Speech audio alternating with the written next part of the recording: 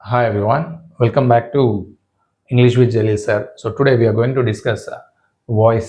So voice అంటే మనకు తెలుసు active and passive voice.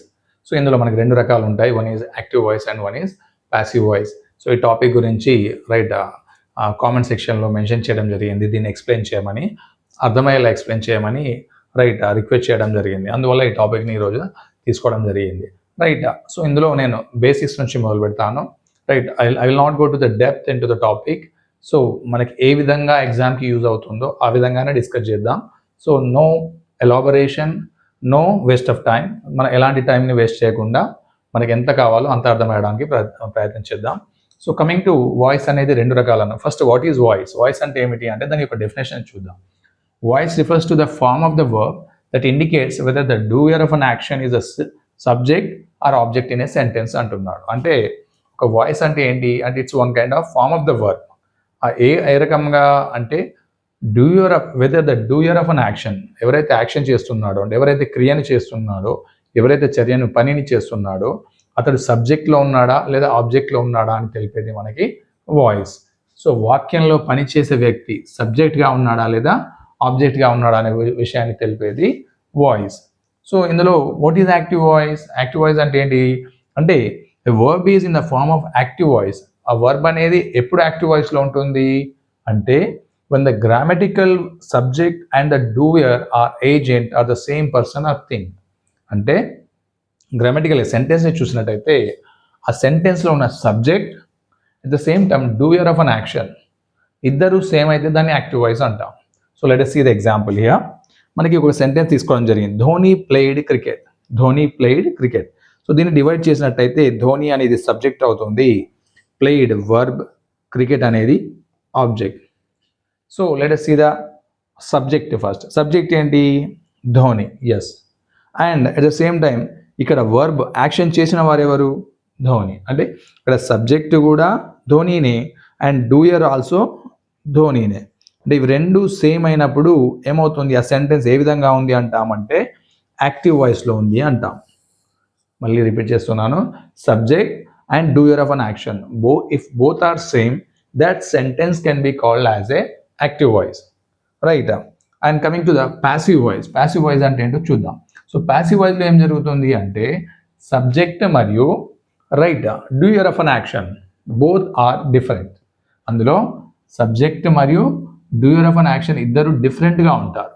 So అలాంటప్పుడు ఆ సెంటెన్స్ని ఏమంటాము అంటే ప్యాసివ్ వాయిస్ అంటాం. A verb is in the form of passive voice when the grammatical subject and the doer are different. Right. Example తీసుకుందాం. ఇక్కడ cricket was played by Dhoni. So ఇక్కడ cricket అనేది ఏంటి? సబ్జెక్ట్. వాజ్ ఏంటి? Auxiliary verb. ప్లేడ్ ఏంటి అంటే ఇది V3 అంటే వర్బ్, మెయిన్ వర్బ్. ధోని ఏంటి? ఆబ్జెక్ట్. సో ఇక్కడ మనకి సబ్జెక్ట్ ఏమి ఇచ్చాడు? క్రికెట్ ఇచ్చాడు. డూయర్ ఆఫ్ అన్ యాక్షన్ ఎవరు? ధోని. అంటే subject is different, right, doer of an action is different. So అలాంటప్పుడు ఈ సెంటెన్స్ ఏం సెంటెన్స్ అంటామంటే ప్యాసివ్ వాయిస్ సెంటెన్స్ అంటాం. ఈ విధంగా subject and doer of an action if they are different that sentence can be called as a passive voice. Right. So let us start the examples. Right. So let us start with the structure now. బేసిక్గా మనం మొదలు పెడదాం. Right. So present టెన్స్లో అంటే 3 types of tenses: simple present, right, and present continuous tense and present perfect. Actually ఇది ఇక్కడ రావాలి, right, ఇది కూడా ఇక్కడ రావాలి, రైట్, ఈ విధంగా ఉండాలి మిడిల్లో. సో ఫస్ట్ మనం ఒక సెంటెన్స్ తీసుకుందాం. అదే సెంటెన్స్ తీసుకుందాం. Example Dhoni place cricket. So Dhoni place అనేది ఇప్పుడు ఫస్ట్ మనం దీన్ని ఏం చేద్దామంటే ఈ సెంటెన్స్ ఎందులో ఉంది రైట్ చూద్దాం. Dhoni is a subject, place is what? V1 plus S object. So ఈ సెంటెన్స్ మీరు చూడగానే అర్థమవుతుంది ఏంటి అంటే ఇట్స్ ఎ ప్రెజెంట్ సింపుల్. ఈ సెంటెన్స్ అనేది present simple first thing. So మనం యాక్టివ్ వాయిస్లో ఉన్న సెంటెన్స్ని ప్యాసివ్ వాయిస్లోకి మార్చాలి అంటే మనకి 5 రూల్స్ గుర్తుండాలి. ఎన్ని రూల్స్? 5 రూల్స్. ఫస్ట్ ఏంటి? We have to separate as a subject, verb and object. So ఇందులో ఫస్ట్ మనం ఆబ్జెక్ట్ని ఏం చేయాలి అంటే వర్బ్గా మార్చాలి. ఏ విధంగా మార్చాలి? ఆబ్జెక్ట్ అనేది సబ్జెక్ట్గా తీసుకోవాలి. రైట్. ఆబ్జెక్ట్ అనేది సబ్జెక్ట్గా తీసుకోవాలి. And second one be form. Be form అంటే ఏముంది అక్కడ, am is are. So am is ఆర్లో క్రికెట్ అనేది థింగ్ కాబట్టి మనకి సింగులర్. సో అప్పుడు ఏమొస్తుంది మనకి, ఈజ్ వస్తుంది. బీ ఫామ్ ఏమొస్తుంది, is. Cricket is. And next ఏమొస్తుంది, రూల్ నెంబర్ 3 వచ్చేసి V1 ఏదైతే ఉందో అది V3గా మార్చాలి. V3గా మార్చాలి అంటే ఏమవుతుంది, ప్లేయిడ్ అవుతుంది. ఏమవుతుంది, ప్లేయిడ్. రూల్ నెంబర్ 1 ఆబ్జెక్ట్ అనేది సబ్జెక్ట్ అయింది. రూల్ నెంబర్ 2 బీ ఫామ్ అంటే ఆక్సిలరీ వర్బ్ని తీసుకోవడం జరిగింది. రూల్ నెంబర్ 3 ఏంటి ఇక్కడ అంటే ఇక్కడ ఉన్న వర్బ్ అనేది పాస్ట్ పార్టిసిపుల్గా మార్చడం జరిగింది. పాస్ట్ పార్టిసిపుల్ అంటే V3 ఫామ్, వర్బ్ ఫామ్ యొక్క థర్డ్ యాక్షన్. రైట్. ఆ తర్వాత ప్రిపోజిషన్. ప్రిపోజిషన్ ఏంటి, బైని యాడ్ చేయాలి. ప్రిపోజిషన్ బై అనేది యాడ్ చేయడం అనేది rule number 4. So rule number 5 ఏంటి అంటే సబ్జెక్ట్ అనేది ఆబ్జెక్ట్గా మారుతుంది. సబ్జెక్ట్ అనేది ఆబ్జెక్ట్గా మారుతుంది. సో మళ్ళీ రూల్ నెంబర్ 1 ఆబ్జెక్ట్ అనేది సబ్జెక్ట్గా మార్చాం. రూల్ నెంబర్ 2 రైట్, ఏదైతే ఆక్సిలరీ వర్బ్ ఉందో దాని బీ ఫామ్ ఉందో దాన్ని తీసుకోవడం జరిగింది.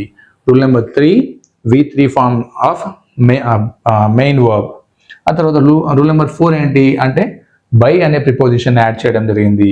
రూల్ నెంబర్ 5 ఇక్కడ ఉన్న సబ్జెక్ట్ అనేది ఆబ్జెక్ట్గా మార్చాం. సో దీన్ని ఏమంటాము అంటే సింపుల్ ప్రెజెంట్లో ఉన్న యాక్టివ్ వాయిస్ని రైట్ ప్యాసివ్ వాయిస్లోకి మార్చడం జరిగింది. సో నెక్స్ట్ మనం ప్రెజెంట్ కంటిన్యూస్ నుంచి సెంటెన్స్ని తీసుకుందాం.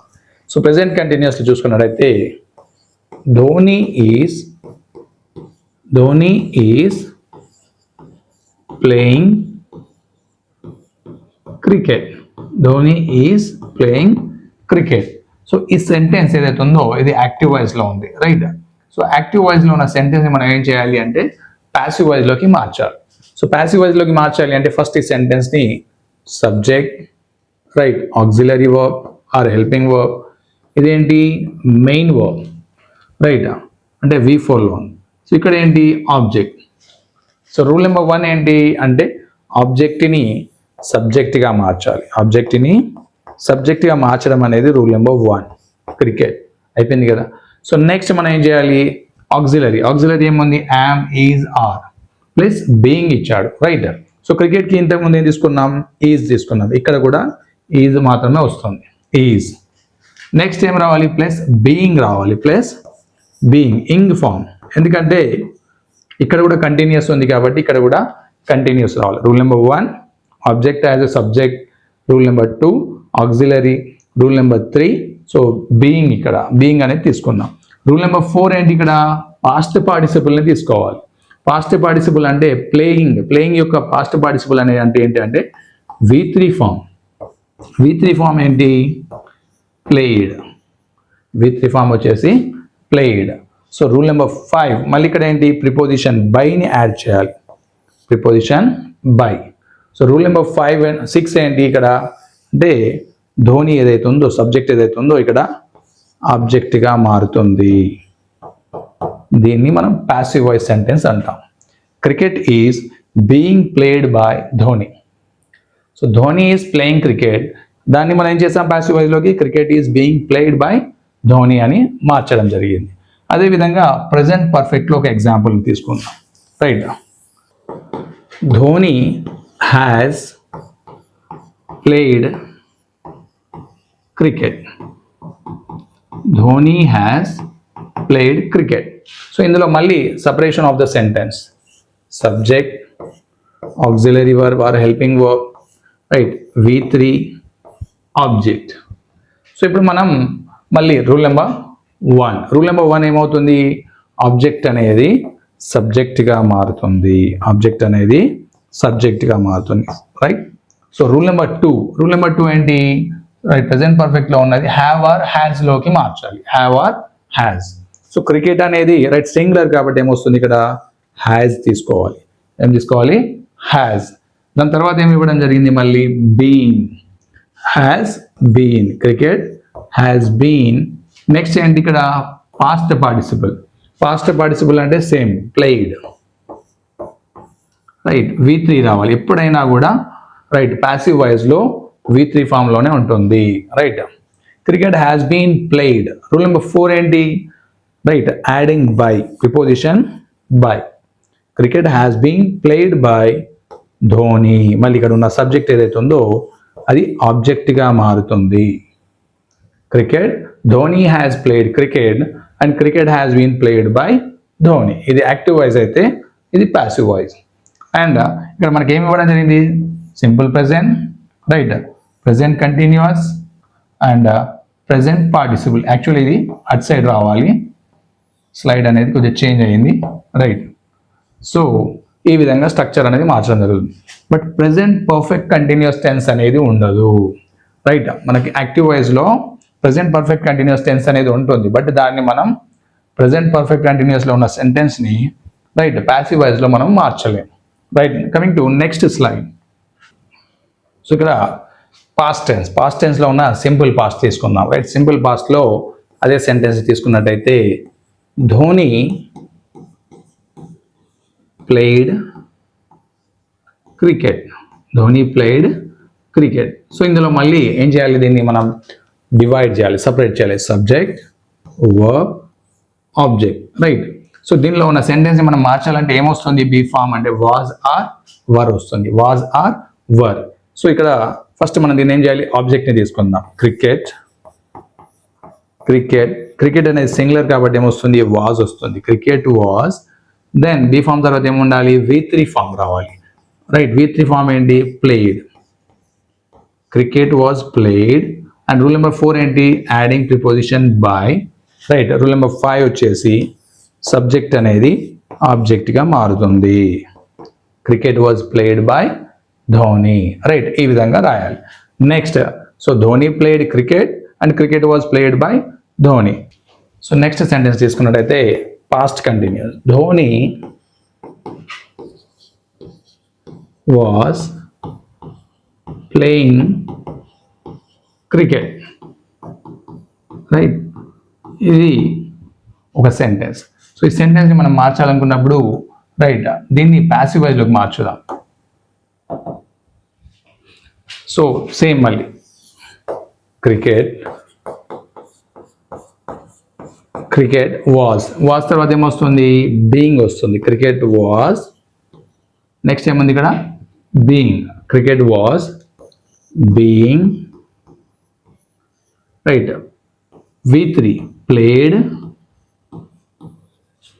By Dhoni, right. ఇది పాస్ట్ కంటిన్యూస్. అదే సెంటెన్స్ మనం పాస్ట్ పర్ఫెక్ట్ తీసుకుందాం. పాస్ట్ పర్ఫెక్ట్లో తీసుకున్నట్టయితే ఏమొస్తుంది ఇక్కడ? Dhoni had, Dhoni had played cricket. Dhoni had played cricket. So దీన్ని మనం పర్ఫెక్ట్లోకి అంటే పాస్ట్ పర్ఫెక్ట్ కంటిన్యూస్లో పాస్ట్ పర్ఫెక్ట్లో ఉన్న టెన్స్ని, యాక్టివ్ వాయిస్ని, రైట్, ప్యాసివ్ వాయిస్లోకి మార్చుదాం. మళ్ళీ సేమ్ ఏమొస్తుంది? ఫస్ట్ క్రికెట్, క్రికెట్ హ్యాడ్ మాత్రమే ఉంటుంది, బట్ దానికి ఏమవుతుంది? బీన్ యాడ్ చేయడం జరుగుతుంది, రైట్. Cricket had been. మళ్ళీ V3 cricket had been played by, adding preposition by. Then Dhoni, right. ఇది పాస్ట్ పర్ఫెక్ట్లో ఉన్న సెంటెన్స్ని, యాక్టివ్ వాయిస్ సెంటెన్స్ని మనం ప్యాసివ్ వాయిస్లోకి మార్చడం జరిగింది. Object becoming as subject and had అనేది హ్యాడ్ బీన్గా మారుతుంది. ఇక్కడ ఉన్న V3 గానే ఉంటుంది. Adding preposition by and object is becoming as a subject. ఇది past tense. And coming to future tense చూద్దాం. సో సింపుల్ ఫ్యూచర్ అనేది ఏముంది ఇక్కడ? Will or shall plus be and past participle రావాలి, right. So simple future sentence తీసుకున్నాం. Dhoni, right, Dhoni will play cricket. Dhoni will play cricket. So దీన్ని ఇప్పుడు మనం passive వాయిస్లోకి మార్చాలి, రైట్. మళ్ళీ సేమ్ ఆబ్జెక్ట్ ఏదైతే ఉందో సబ్జెక్ట్గా మారుతుంది. Cricket, right, cricket. సో ఇక్కడ మనకి ఏమొస్తుంది? Shall or will. So shall or will. So ఇక్కడ మనకి ఇది థర్డ్ పర్సన్ లాగా వస్తుంది కాబట్టి అంటే విల్, క్రికెట్ విల్. తర్వాత ఏముంది plus be, cricket will be, and play అనేది V3గా మారుతుంది, played, and adding preposition by, and then subject is becoming as a object. Cricket will be played by Dhoni. ఇదేంటి సింపుల్ ఫ్యూచర్లో ఉన్న యాక్టివ్ వాయిస్ని మనం ప్యాసివ్ వాయిస్లోకి మార్చడం జరిగింది. Right, coming to next sentence. ఏ సెంటెన్స్ ఇచ్చాడు ఇక్కడ? Future perfect sentence. ఫ్యూచర్ కంటిన్యూస్ని మనం ప్రెసెంట్ యాక్టివ్ వాయిస్లో ఉన్న ఫ్యూచర్ కంటిన్యూస్ సెంటెన్స్ని ప్యాసివ్ వాయిస్లోకి మార్చలేము. అదేవిధంగా ఫ్యూచర్ పర్ఫెక్ట్ కంటిన్యూస్లో ఉన్న దాన్ని కూడా మనం మార్చలేము. ఇక్కడ ఏది ఫ్యూచర్ పర్ఫెక్ట్ని తీసుకుందాం. Dhoni, right, Dhoni will have played cricket. Dhoni will have played cricket. ఇదేంటి? Future perfect sentence. ఏ సెంటెన్స్ ఇది? Future perfect. So future perfect లో ఉన్న యాక్టివ్ వాయిస్ని మనం ప్యాసివ్ వాయిస్లోకి మార్చుదాం. ఏమొస్తుంది అక్కడ? Will or shall have been రావాలి. ఫస్ట్ ఏం రావాలి? Cricket. Cricket, right, will have been, cricket will have been. మళ్ళీ ఏంటి? Past participle. పాస్ట్ పార్టిసిపుల్ అంటే V3. Cricket will have been played, adding preposition by, and Dhoni.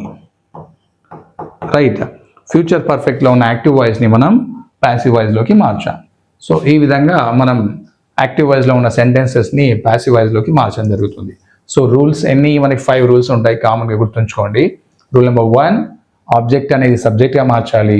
Rule number 2, auxiliary verb, a suitable auxiliary వర్బ్ని రాయాలి.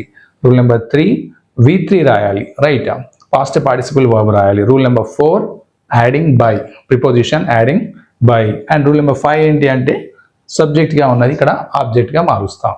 So ఇది tenses యొక్క formula. Right, upcoming వీడియోస్లో ఇంకా మిగతా రూల్స్ని కూడా డిస్కస్ చేద్దాం. Right, thank you all.